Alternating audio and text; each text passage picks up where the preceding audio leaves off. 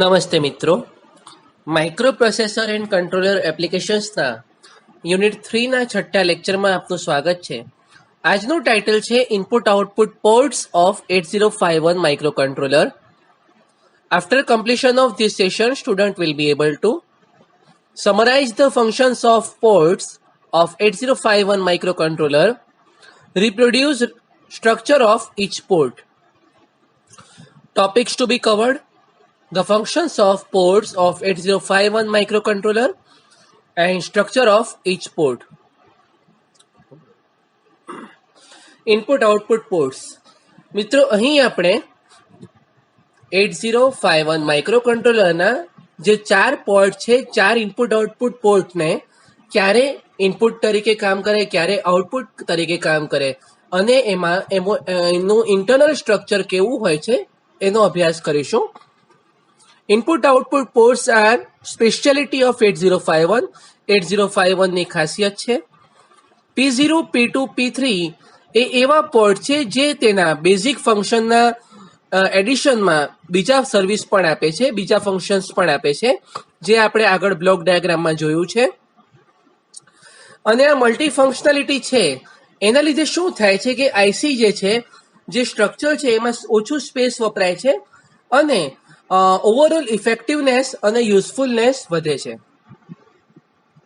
Features of input output ports.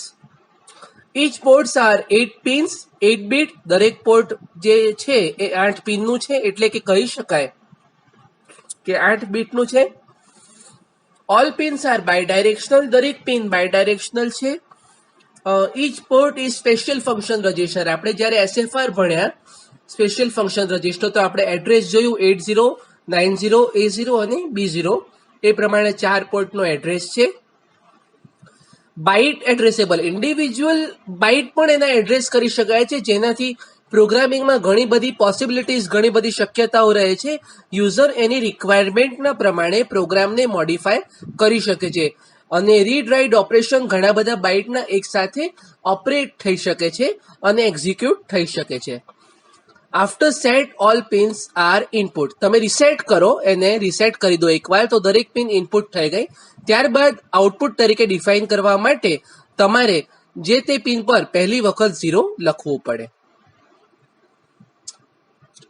આગળ જઈએ. Internal diagram of input output ports. હવે આપણે 4 પોર્ટ્સના ઇનપુટ આઉટપુટ પોર્ટ્સના ઇન્ટરનલ ડાયાગ્રામ જોઈશું. અહીં પોર્ટ 0 બતાવેલ છે. પોર્ટ 0.x એટલે પોર્ટ 0ના x એટલે 1 2 3 4 5 7 અને 0. આ ઇન્ટરનલ સ્ટ્રક્ચર છે, તમે જોઈ શકો છો. ઇન્ટરનલ સ્ટ્રક્ચરમાં જે સ્પેશિયલ તમને દેખાય છે, તો એક ફ્લિપફ્લોપ જેવી કંઈક સર્કિટ છે. લોજિક, કંટ્રોલ લોજિક માટે ઇન્ટરનલ સ્ટ્રક્ચર બતાવેલ છે અને તમારી અહીં એફઈટી જેવા 2 કોમ્પોનન્ટ દેખાય છે. તો આ પ્રમાણે અલગ અલગ તમે ઇનપુટ જુઓ. કંટ્રોલ લોજિક છે, એડ્રેસ છે, ડેટા છે, રીડ છે, એટલે દરેક જગ્યાએ તમારે 0 1 લખીને જે તે ઈચ્છિત આઉટપુટ અને કંટ્રોલ લોજિક દ્વારા આઉટપુટ તમે સેટ કરી શકો છો. સમજીએ કઈ રીતે. Port 0 works as input output ports and also is a bidirectional lower order address bus and data બસ. એટલે કે આ છે 2 કાર્ય કરે છે. એક તો ઇનપુટ આઉટપુટ પોર્ટ તરીકે સર્વિસ આપે છે અને બીજું લોઅર ઓર્ડર એડ્રેસ અને ડેટા બસ તરીકે પણ કાર્ય આપે છે. None of pin has internal pull up register. અહીંયા તમને વીસીસી જ્યાં એફઈટી દેખાય છે ત્યાં કોઈ ઇન્ટરનલ પુલ અપ રજિસ્ટરની ફિગર ડાયાગ્રામ દેખાતો નથી. 2 એફઈટી આર અવેલેબલ. અહીંયા 2 ફિલ્ડ ઇફેક્ટ ટ્રાન્ઝિસ્ટર અવેલેબલ છે. ફંક્શન ઓફ પોર્ટ 0 કઈ રીતે કાર્ય કરે છે એ સમજીએ. જો આઉટપુટ તરીકે કાર્ય કરવું હોય તો by writing 0 at output latch. તમે આઉટપુટ લેચ ઉપર જ્યારે 0 લખો, Q is equal to 1, FET is on and output 0. એટલે કે જ્યારે તમે આઉટપુટ લેચ ઉપર 0 લખો ત્યારે Q બરોબર 1 હોય અને કારણ કે ફ્લિપફ્લોપ લોજિક છે અને એફઈટી ઓન હોય અને આઉટપુટ તમને મળી શકે, કારણ કે આઉટપુટ માટે 0 સેટ કરવાનું છે. If we write 1 at output latch, તમે આઉટપુટ લેચ ઉપર 1 લખો, ત્યારે output can be achieved by external pull up register. બાહ્ય પુલ અપ રજિસ્ટર તમે જોડો તો તમને આઉટપુટ મળે, અધરવાઇઝ અહીંયા 1 લખો તો આઉટપુટ તરીકે વર્ક કરશે નહીં. આગળ વધીએ. ઇનપુટ તરીકે શું કરવું? 1 is return to the latch. તમે લેચમાં 1 લખો તો ઇનપુટ. આગળ આપણે વાત કરી કે 0 હોય તો આઉટપુટ અને 1 હોય તો input. And both FET are kept off by setting control logic. Input તરીકે યુઝ કરવું હોય તો લેચમાં 1 લખવું અને કંટ્રોલ લોજિકનો ઉપયોગ કરીને તમારે FET ને ઓફ પોઝિશનમાં રાખવી, ઓફમાં રાખવી, અને pin remains in floating mode, high impedance mode. તેની પિન છે હાઈ ઇમ્પિડન્સ મોડ પર રહેશે. Pin is read by read pin data. જે રીડ પિન ડેટાની પિન જે અવેલેબલ છે ત્યાંથી પિન રીડ થઈ શકે. And data 0 or 1 can be read through lower buffer. જે લોઅર બફર છે ત્યાંથી તમે ડેટા રીડ કરી શકો છો. Multiplex lower address and data bus. 2 કાર્ય થઈ ગયા. આઉટપુટનું કાર્ય થઈ ગયું, ઇનપુટનું કાર્ય થઈ ગયું. હવે ત્રીજું જોઈએ, multiplex lower address and data બસ. આ જે કાર્ય છે, આ કાર્યમાં એવું કરવામાં આવે છે કે A0 to A7 R generated by P00217. એટલે કે જ્યાં પિન લખેલું છે પિન 0.x, ત્યાં પિન 00 થી પિન 07 સુધીના આઉટપુટ પિન્સ એક્ટિવ કરવામાં આવે છે. અને કંટ્રોલ લોજિક છે, કંટ્રોલ લોજિકનો ઉપયોગ કરીને તમે FET ને ઓન અને ઓફ રાખો છો અને પિન પર 0 અથવા 1 ડેટા મોકલી શકો છો. ALE છે એડ્રેસ લેચ એનેબલ. એ પિન છે એ ડિસાઇડ કરશે કે આ એડ્રેસ બસ તરીકે કાર્ય કરશે કે ડેટા બસ તરીકે કાર્ય કરશે. એટલે આમાં સંપૂર્ણ જે સેટિંગ છે એ કંટ્રોલ લોજિકનું સેટિંગ છે અને કંટ્રોલ લોજિકનો ઉપયોગ કરીને જે તે પિનને એક્ટિવ અથવા એટલે કે સેટ અથવા રિસેટ અથવા 0 અથવા 1 લખી શકાય છે. આ થયું પોર્ટ 0. હવે પોર્ટ 1 ની વાત કરીએ. પોર્ટ 1 નું સ્ટ્રક્ચર પોર્ટ 0 જેવું જ છે, પણ થોડું ફરક અહીંયા દેખાય છે. એ ફરક દેખાય છે ઇન્ટરનલ FET પુલઅપ રજિસ્ટર. અહીંયા પુલઅપ રજિસ્ટર ઇન્ટરનલ છે.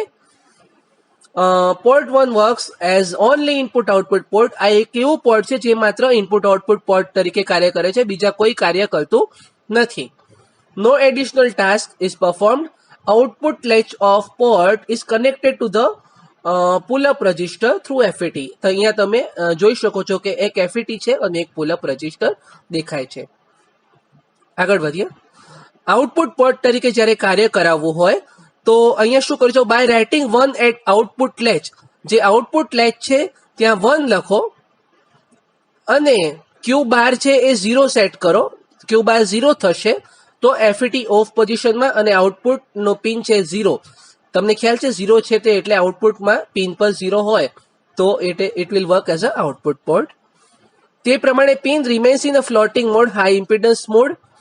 અને if we are writing 0 at output latch, output is 0. જો તમે આઉટપુટ લેચમાં 0 લખી દો તો આઉટપુટ તમને 0 મળશે. Input port 1 is return to the latch and FET is off. લેચમાં તમે 1 લખી દો અને FET ઓફ હોય તો ઇનપુટ પોર્ટ મળે. Pin remains in a floating mode, high impedance mode. And pin is read by read pin data. Pin છે શેના દ્વારા રીડ થાય? રીડ પિન ડેટા દ્વારા રીડ થાય. And data 0 or 1 can be read through lower buffer. જે lower buffer હોય એના through તમે ડેટા છે એ રીડ કરી શકો. આગળ વધીએ. પોર્ટ 2 ની વાત કરીએ. આ પણ ઇન્ટરનલ સ્ટ્રક્ચર તમે જુઓ, મોસ્ટલી પોર્ટ 1 અને 0 જેવું છે, પરંતુ અહીંયા સ્ટ્રક્ચરમાં તમને ડિફરન્સ દેખાશે કે અધર ફંક્શનમાં સર્વિસ કરે છે. પોર્ટ 0 ની જેમ અને પોર્ટ 1 ની જેમ અહીંયા FET પુલઅપ રજિસ્ટર લગાવેલ છે. વર્કિંગ છે પોર્ટ 1 જેવું છે. હાયર ઓર્ડર એડ્રેસ બસ તરીકે પણ એડિશનલ ટાસ્ક આપે છે જે તમે કંટ્રોલ લોજિકમાં જોઈ શકો છો. અને A8 to 815 છે એ પિન 20 થી પિન 27 પરથી મેળવી શકાય છે. અને કંટ્રોલ લોજિક છે એ પિનની ફંક્શનાલિટી પ્રમાણે મળી શકે છે. હવે પોર્ટ 3 જોઈએ. આ પણ સ્ટ્રક્ચર જુઓ, થોડુંક ફરક છે. અહીંયા ગેટ અલગ યુઝ થયેલ છે, કંટ્રોલ લોજિકના બદલે અહીંયા ગેટ બતાવેલ છે. પોર્ટ 1 જેવું જ કાર્ય કરે છે. સ્પેસિફિક સર્વિસ છે એ દરેક પિન આપે છે, જે પિનને એક્ટિવ કરી શકાય છે. જેમ કે પોર્ટ 3 ની 0 પિન છે, serial data transmission, serial data receive, 0 interrupt, 1 interrupt, timer 0, timer 1 write અને રીડ. આ પ્રમાણેના સર્વિસ આ પિન તમને આપે છે. તો આજે આપણે શું જોયું? The functions of 8051 microcontroller ports and structure of each port. આશા છે કે તમને ખ્યાલ આવ્યો હશે. Thank you and keep learning.